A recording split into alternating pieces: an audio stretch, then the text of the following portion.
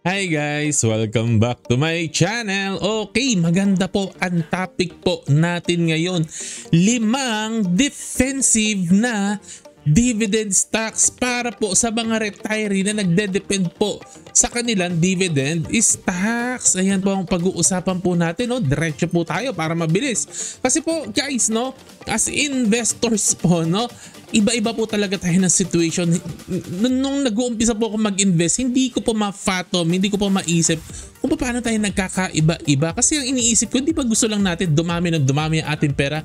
Hindi po, magkakaiba po. Lalo-lalo na po ang mga retirees po, very special po ang situation po nila. Lalo na po yung mga retired po na hindi po ganon kayaman naman. Kung hindi po ikaw yung C ang apelido mo o Tangkaktyong, yung mga ganyan. Yung tipong syempre may konti ka na ipon, ilang milyon, ganyan, pero hindi pa rin ganun kayaman talaga na masasabi. Hindi ka pwede magkamali sa pag-i-invest mo. Kasi pag nagkamali ka at retirees ka na at thunders ka na, hindi ka na pwede magtrabaho ulit. Mag-iipon ka ulit ng 20 or 30 years pag nagkamali ka. Hindi po pwede. Kaya po iba ang priorities, iba ang goals po nila, no? So marami pong retirees ang ipaprioritize po nila ang capital preservation over capital appreciation. Hindi na po bale na hindi ganun karami ang talagang i-appreciate ng kanilang investment. Basta po mas safe po ang kanilang investment. And syempre po dahil dividend investing pinag-uusapan, dapat po nagbibigay ng maganda-gandang dividends. No? So yun ang pag-uusapan po natin ngayon. Namili po ko, tagal ko pong pinag-isipan nito, 2 linggo kong pinag-isipan nito. Ano yung ililista ko na ito, no? Talaga iisip ako ng isip, pinipiga ko talaga yung utak ko. Eto, nakapili ako ng 5 na defensive ang nature niya at matino po ang dividends. Alright, so sino yung mga yan? Okay, unahan na natin, no? So dapat matibay po ang stocks sa pipiliin natin at mahirap magiba, strong po talaga, no? So unang-unang napili ko po, syempre po hindi po mawawala yung kanin ng dividend investing, no? Lahat ng dividend investor, hindi po pwedeng wala kayong Meralco. Kailangan po talaga may Meralco po kayo. Ito po talaga pinaka-staple nyo na po. Pinaka-basic po. Kung magdi-dividend investing ka at nakafocus ka na mag-aalat ka ng pera mo, no, sa stocks, ito po ang isa sa pinakaunang-unang dapat mong piliin, si Manila Electric Company. Bakit? Kasi nga monopoly po ang business po na ito at dahil po monopoly, mahirap pong magiba po yan. Wala pong papasok at kakalabanin siya at magtatayo ng linya ng kuryente sa mga barabarangay po natin. Wala na po yan, yan na po yan. For the many years and decades to come, yan na po yan, nakasetup na lahat ng poste, lahat ng wires dyan, yan na yan, no? Monopoly. Kaya pag tiningnan po natin, malinis na malinis po ang pag-grow ng revenue po niyan. Although hindi po astronomical, no? Pero maganda na rin, no? 15 years history po ito, no? Maganda-ganda na rin po, no? Maganda na rin yung i-grow nila. Pati po yung income po nila, maganda din po, no? Maganda po kasi nga monopoly nga eh. Kulit mo.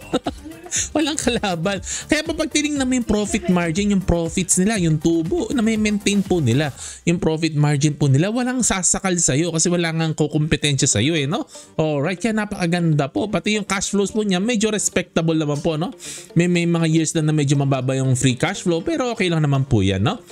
At ito po yung mahalaga, maganda po sila magbigay ng dividend. Ito po Meralco kasi alam ng management po, maraming tao nag-i-invest sa Meralco, umaasa po talaga sa dividends. As far as I know, ganun po talaga. Please comment po sa baba kung ganun nga po. Alam ko po aware ang management na yan ang reason kung ba't sila nag-i-invest sa Meralco, no? Dahil nga po maraming umaasa po dito as dividends, no? So tingnan nyo na lang po yung dividends, very respectable. Nagre-range ng 4 to 6%, no? Nagka-fluctuate lang po dyan, 4 to 6% ang dividend yield po niya. Napakaganda po, no? Alright, sana nagustuhan nyo yung unang stock po natin. At ang pangalawang stock po natin is Globe Telecom or Glo. Okay, Globe Telecom. Okay, siguro nahuhuli nyo na kung ano ang logic ni Kuya John. Duopoly, ganon pa rin po ang logic na iniisip ko. Duopoly po kasi mahirap po talaga magiba. Kasi po, pag ikaw na ang may-ari ng TEL, ng PLDT, ikaw rin ang may-ari ng Glo, ikaw na ang may-ari ng buong telecommunication industry. Wala naman ibang kalaban po no? Wala naman ibang nagpo-provide ng cellphone po dyan, no? Ng telecom. Of course, nandiyan si dito, pero marami-rami pa kakainin bigas yun. Hindi natin alam kung magsusurvive po yun. Hindi po talaga ako fan ng dito kasi ang logic ko lang po sa dito po, no? Kasi yung Sun Cellular nung araw, sila nga dumating na sila sa time na mature na po sila at maganda naman po yung takbo nila, and yet nag-exit pa rin po sila. Kaya po medyo hindi po ako ganun ka-excited din dito sa dito. So ako, ang tingin ko pa rin dito, duopoly pa rin itong dalawang ito, itong TEL and Glo. Pero who knows, no? Sa ngayon, ganito mo muna. Pero syempre after 3, 4, 5 years, balikan po natin ito kung ganito pa rin ang situation. Wala namang pero sa ngayon parang ganito pa rin parang duopoly pa rin itong dalawang ito, TEL tsaka si Glo, no? And titingnan ninyo ang revenues ni Glo, ay grabe po, no? Astronomical. They tripled their business in 15 years. Ang ganda po niyan, grabe po yan. Ang hirap po for their size na triple mo in 15 years. Grabe po, no? Ayan. And net income, syempre, sumusunod din po, no? So, ang ganda-ganda po na business ni Glo, no? Profit margin, maganda rin po. Makikita nyo naman po dito na may maintain nila mataas na profit margin. Kasi po, between the two, no? Medyo innovative po talaga si Glo kaysa kay TEL. Parang gano'n ang intindi ko po dito. Mas innovative po siya, no? Mas nauunahan niya po si TEL po, no? Ayan. And ang dividends niya, maganda rin po, no? Nagfa-fluctuate between siguro 4 to 6% din. Napakaganda din po, no? I think siguro alam din naman ng management po, no? Na marami rin pong umaasa sa kanila sa dividends. Alright. Ayan na po. Next na po tayo. Syempre, sinabi ko nga yung Glo. Yung TEL naman yung kasunod. Duopoly nga ang ating theme kasi gusto natin mahirap gibain. Mahirap magiba. No? Hindi po cheap ang point po natin ngayon. Although syempre yung valuation important po. Buy the dip. Always buy the dip. No? Pag bumaba, doon ka, huwag kang bili ng bili. Bili ka ng bili kahit mahal. Bili ka lang bili. Bumili ka pag mura. Okay? Hindi ko naman sinasabi bilin mo agad. No? Bilin mo na mura. So si TEL ang susunod to. Pangatlo ko pong stock. Kasi nga po, duopoly. Para ikaw na may-ari ng buong telecom industry. No? Hindi nga lang po ganun siya kalakas lumaki. In 15 years, konting-konti lang inilaki po niya, no? Around 30-something% lang sa pagdating sa revenues, no? Sa net income, ito rin, medyo sablay-sablay rin po. Nagka-problema po kasi sila, no? Kaya po nung, I think after nung 2014, bumagsak po ito. Dati po kasi, umabot ba to as high as 3,500 per share. Pero, of course, ibang usapan ng valuation. Pero kung tibay at tibay lang din ang pag-uusapan, matibay po itong si TEL. I think, no? I really believe matibay po itong si TEL, no? Profit margin, syempre nag-suffer din po ng konti. Pero who knows, no? I feel na magre-recover po ito. Unti-unti po magre-recover po itong si TEL, no? Alright. Ayan naman po, no? Glo looks stronger, no? On paper, pag tinignan yung mga graphs natin, Glo looks stronger, pero may isa pong strength si PLDT, si TEL, na wala si Glo. Ano yun? Mas maganda ang dividends po niya. Mas mataas po. Nagpa-fluctuate between 6 and 9% po, no? Ang dividend yield po niya. Napakataas po. Mas mataas magbigay talaga. Historically, kahit po noon nag-uumpisa pa lang ako 2013, yan na lagi inaabangan ng mga tao sa stock market, no? Naririnig ko sa mga office mate ko. Kinikilig talaga sila pag mag-announce ng dividends itong si PLDT talaga. Talaga inaabangan. Talaga napaka-generous po nito. Imagine mo, bull market, kayang-kaya nila magbigay ng 5% na dividend yield. Ganun po, no? Eh ngayon bear market, kaya pumapalo sila ng 9%. Yan, mas malaki ang dividends ni TEL, no? And hindi ko alam kung paano nila ginagawa to kasi mababa ang kanilang free cash flow, no? Hindi ko alam paano nila napapataas po yan, no? Well, anyways, reviewin din po natin si TEL sometime in the future. Next naman po tayo. Ito po, no? Siguro, hindi ko alam kung ine-expect po ninyo ito, no? Stock number 4, Manulife Financial Corporation. Talaga pong piniga ko ang utak ko kung ano pong talaga sa tingin ko ang pinaka-defensive na stock talaga. Ito talaga ang napili ko. Bakit po? Insurance company po ito. Hindi po ito fly-by-night na insurance company dyan sa tabi-tabi na local company. Multinational po ito. Dinesign po ang mga companies na ito to last for decades and centuries kasi marami pong umaasa na tao sa kanila na ini-insure po nila. So by design, ang management po nito, pinaplano po nila ang kanilang business na mag-last sila, tumagal po sila ng decades or centuries at hindi sila mawala. sa mapa, forever silang mabuhay. Ganon nila dinidesign ang business po nila.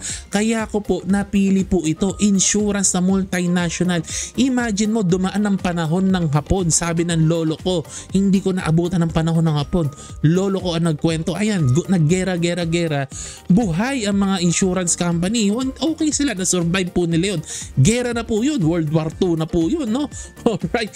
Yan, no? So tingnan naman po natin ang revenues nila, okay naman po, no? Generally tumataas naman po, no? And ang kanilang income tumataas naman po, no? Pagdating lang po sa sa insurance, huwag niyo po masyadong titingnan ng free cash flow kasi po hindi po 'yan accurate, no? Hindi po dapat tinitingnan ng free cash flow kasi ang free cash flow po na 'yan kasama po yung mga premium kasi na binabayad ng mga ng mga nagpapa-insure, and hindi po sa atin na may-ari yung free cash flow na 'yan, no? Kasi later on ipambabayad mo 'yan pag may nag-claims, ganyan po, no? Alright, so tignan po natin ang dividend yield. Okay po siya, tumataas po siya, hindi po umuurong ang Manulife, no? Hindi po umuurong. Ito po 2023, akala nyo umurong 450, hindi po. Ano po yan? Hindi pa kasi tapos sila mag-declare, no? Itong 2023. Pero maganda po ang dividends po nila as of now, no? And syempre may nakutkot tayo sa ibang website, no, na medyo maganda-ganda. Ito po mula 2005 hanggang 2020 onwards. Makikita, wag niyo na po tingnan yung baba, no? Ang tingnan niyo po yung dito sa taas, no? Yung dividend payout, yung binibigay nila na dividends na binabayad nila. Tumataas po every year. Napapataas nila, no? Kaya lang po yung dividend yield hindi po masyadong tumataas kasi syempre yung presyo niya tumataas sa market, no? So yung yield niya na may maintain lang, pero yung payout, imagine mo kung dito mo nabili yan dito sa bandang 2010, every year tumataas ang dividend mo. Ayan, no? Angat ng paangat, hindi sila umuurong, pataas ang trend ng dividend payout, no? Kasi multinational kasi ito, kaya may nakutkot tayong graphs. Sa mga local, wala, ang hirap magkutkot ng graphs, no? Alright, ayan, syempre i-recommend ko si Manulife. Ang next na i-recommend ko si Sun Life, yung dalawa sa strongest po talaga na pwede natin bilhin, no, sa Philippine stock market. Si Sun Life Financial Inc., no? Okay, ayan po, no? At kung titingnan natin ang revenues, mas malinis po ang revenues, no, ni Sun Life. Kaya po mas mahal ito sa Manulife, kasi mas smooth siya mas smooth siya yung pagpalo ng niya, ng mga data niya, no? Pati yung kanyang net income smooth din po, no? Ayan. Profit margin okay naman po, no? Ayan, ang cash flows, ayan, okay naman po ang kanilang cash flows, no? And 4.65 po ang kanilang dividend yield as of 2023. 4.65% ang dividend yield nila. Maganda na po yun, no? 4.65, no? For dividend investor, thankful na po tayo at may ganyan po, 4.65. Maganda na po yan, no? Kasi po, eto na naman ang istorya. Katulad po ni Manulife.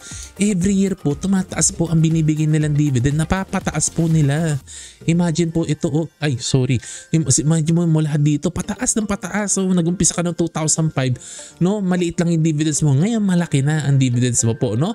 Ayan, halos na times 4 na po nila in 15 years, halos na times 4 nila yung dividends na pinamimigay nila. Saan ka pa, no? So napakaganda po, slowly but surely, no? So in summary po, ito lang naman po yung 5 marerecommend ko po. Meralco, Globe, PLDT, puro monopoly or duopoly po na to, at yung built to last for decades and centuries to come, Manulife Financial Corporation, Sun Life Financial Corporation. Syempre insurance po eh. Ang goal ng insurance, mauna tayong mategi bago sila. Hindi sila dapat matetegi kasi umaasa ang mga pamilya po sa kanila, no? Yon. And watch list lang po, no? Honorable mention. Wag po muna natin bibilhin ngayon. Pero maganda natin pag-aralan in the future. Balikan natin in the future Synergy Grid. Kasi monopoly din po ito, no? Synergy Grid and Developments. Kasi 'di ba sila yung may control din, no, sa NGCP, no? Monopoly din po, kuryente din po, no? So pag medyo stable na po siya after 2 years, pag-aralan po natin ulit, baka pwede natin ipasok sa ating portfolio. And disclaimer lang po, hindi ko po nire-recommend ito 5 po na ito. Nire-recommend ko po na i-shortlist niyo, pag-aralan po ninyo kasi magkakaiba rin po tayo ng opinion. Ito po, opinion ko lang po, and hindi po ako professional advisor, amateur investor lang po ako, no? So please do your own research. So hindi po ito financial advice, guys, no? Ito po'y katuwaan lang po natin, no? Please do your own research before you make make any financial decision. Please like, subscribe, share the notification bell. Mag-comment lang po kayo kung nagustuhan ninyo yung ating 5 stock na napili po. God bless po. Happy Saturday. Bye-bye.